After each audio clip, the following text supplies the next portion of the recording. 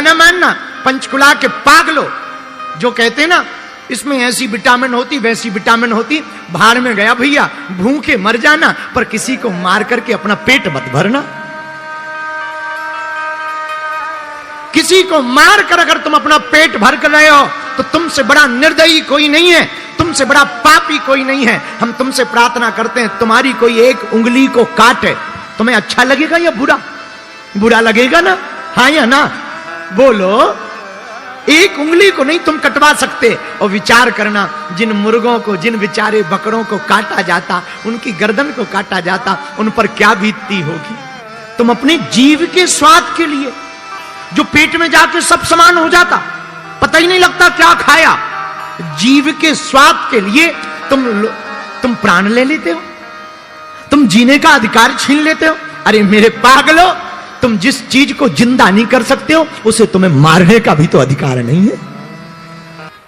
और एक दिन मां श्रृंगार कर रही थी, बाल उलझे हुए थे, मां ने गोद में बैठाया। तुमने देखा होगा माताएं अपनी बेटियों को गोद में बैठा करके बालों को सुलझाती।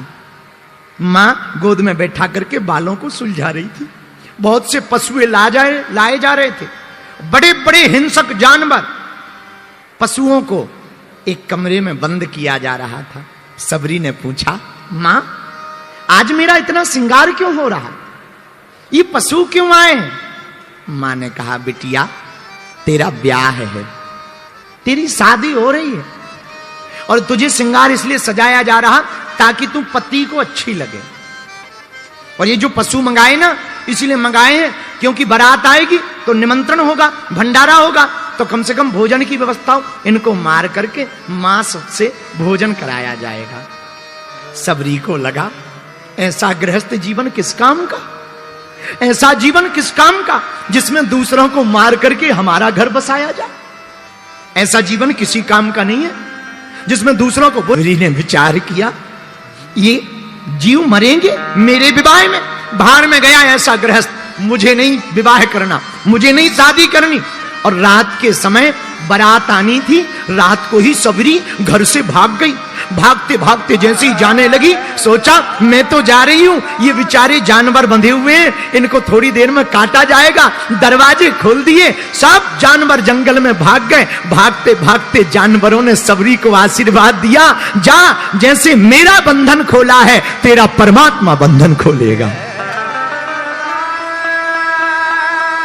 और सबरी वन में चली गई।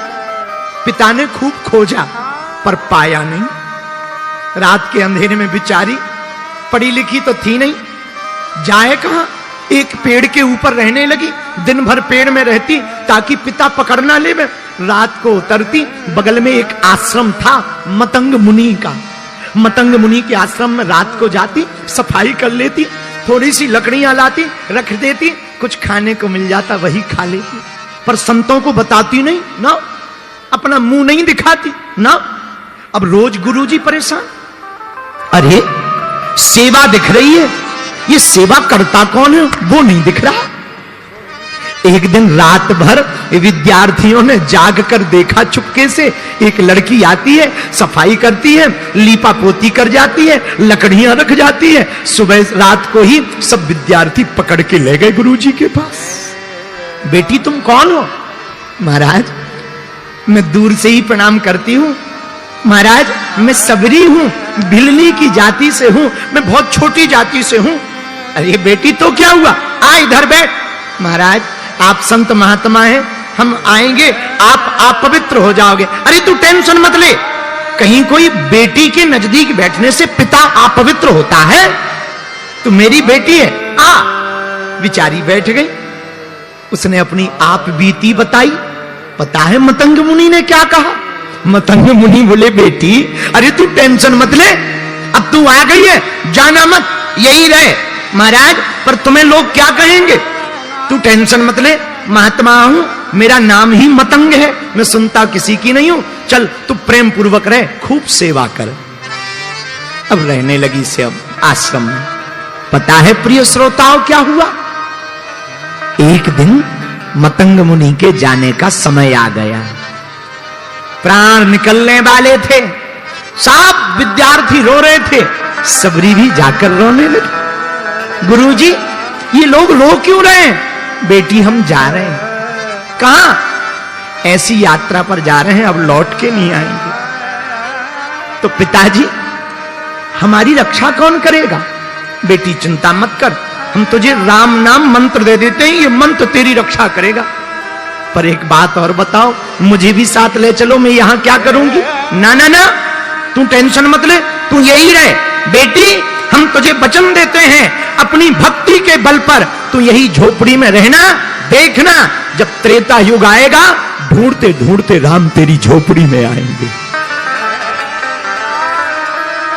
एक वचन कान में पड़ गया, राम आएंगे। इतना कह के गुरुजी चले गए। मेरे पागलों, लौट कर बात नहीं हुई कि राम कितने बजे आएंगे, कब आएंगे, क्या पूजा करनी, एक शब्द नहीं हो पाया। सिर्फ एक गुरु का शब्द कान में पड़ा, तू चिंता मत कर, तेरे घर राम आएंगे। और सबरी ने प्रण ठान लिया, अब तो राम आकर के ही रहेंगे, मेरे गुरु के वचन व्यर्थ नहीं हो सकते। लोग कहते हैं कैकेयी के कारण राम बन गए। पंचकुला के पागलों, हमें तो लगता है सबरी के कारण राम को बनाना पड़ा। सबरी के सम्मान को बढ़ाने के लिए, सबरी की भक्ति को दृढ़ करने के लिए राम जी बना। मेरे पागलों, छोटी सी जाति की भिलनी राम की प्रिय हो गई, आज भक्तिमती माता हो गई। राम जी का चरित्र बिना सबरी के अधूरा है। और बुरा न मानना, राम जी बन गए इसलिए तो वो बन गए। राम जी बन गए इसलिए तो वो बन गए। और हम तो इतना कह सकते हैं, राम जी बड़े बड़ों के घर जाते, कोई कथा नहीं होती उनकी, सबरी के घर गए इसलिए राम जी की इतनी गाथा है। राम जी की गाथा का कारण ये है। तो हमने जो चौपाई ली, जा पर कृपा ता पर कृपा, राम जी की कृपा हुई सबरी पर।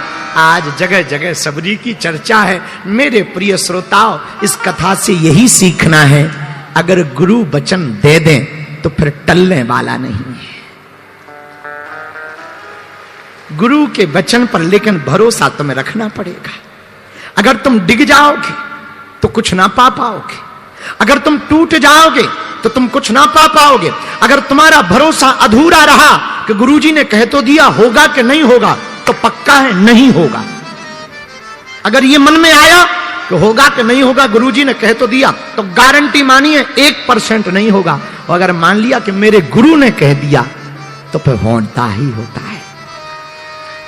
कुछ भी बिगड़ जाए, संतों की वाणी पर भगवान को विचार करना पड़ता है। इसीलिए हम भगवान के चरण ना पकड़ पाए, परमात्मा को ना पकड़ पाए, तो किसी महात्मा को पकड़ लें। महात्मा गुरु रूप में पकड़ लें।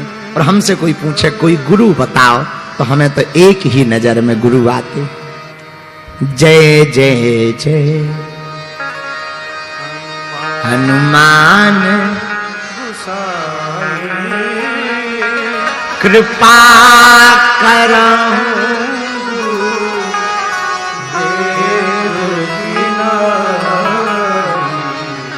जय जय जय हनुमान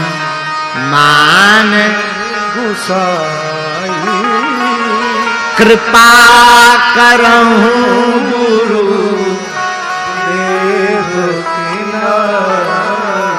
हनुमान जी के चरण पकड़ लो। पंचकुला के पागलो, हम तुम्हें वचन देकर के कहते हैं, व्यासपीठ से गारंटी के साथ कहते हैं, अगर तुमने हनुमान जी के चरण पकड़ लिए ना, तो तुम्हें राम जी के पास जाने की आवश्यकता नहीं है। राम को तुम्हारे पास लाने की जिम्मेवारी हनुमान जी की है। सुग्रीव गए थोड़ी है ना, राम जी आए हैं। विभीषण को कोई प्रयत्न थोड़ी करना पड़ा, राम जी ने अपनी, हनुमान जी ने अपनी गारंटी लगाई। भैया हनुमान जी ऐसे देवता, इसलिए तो हनुमान जी जैसा कौन होगा और देवता चित्तना पर हनुमत से सर्व सुख कर। लेकिन हम लोग इतने खतरनाक हैं, गुरु पे भरोसा नहीं करते, गधों पे कर लेते।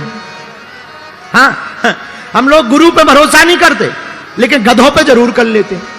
एक हमारा चेला था पंचकुला में, अभी भी है, यहीं पंचकुला में रहता, नाम है चंगीलाल। हाँ, चंगीलाल हमारा चेला है चंगीलाल। हमारे पास गया, रात हो गई, हमने कहा रुक जा। बोले नहीं गुरुजी, पंचकुला में काम है। रात को ही वापस आने लगा।